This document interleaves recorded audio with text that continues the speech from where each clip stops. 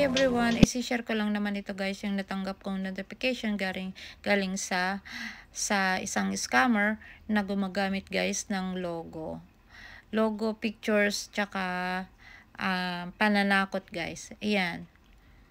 Panoorin nyo ito guys hanggang sa dulo, okay? Ayan guys, natanggap ko kahapon, nakita ko yan. Dati na naman niya na nag-message sa akin guys. Kung makikita nyo, gamit niya ang logo guys. Yan, logo ni Meta, nilagay niya sa picture niya. Tapos, security business ang nilagay niya sa title niya, sa pangalan niya.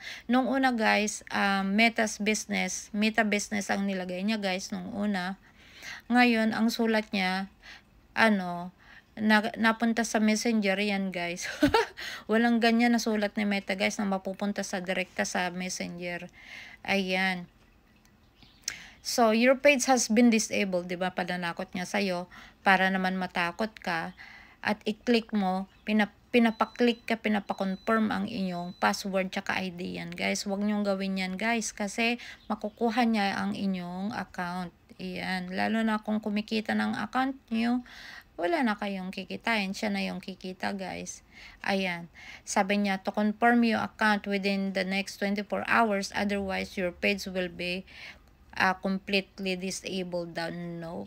Ang ano ko guys, tignan nyo muna ang inyong monetization kung meron kayong violation, pero wala ako guys, kaya ni-research ko ito bago ko magki-click. Kaya mag-iingat kayo sa pagki-click guys, kahit sa sa TikTok, kahit sa Instagram, nandyan silang nagkakalat guys para makapanloko ng iba, maka-scam ng iba, maka-hack ng mga kumikita na guys. Alam nila guys na kumikita na ang page na may ads.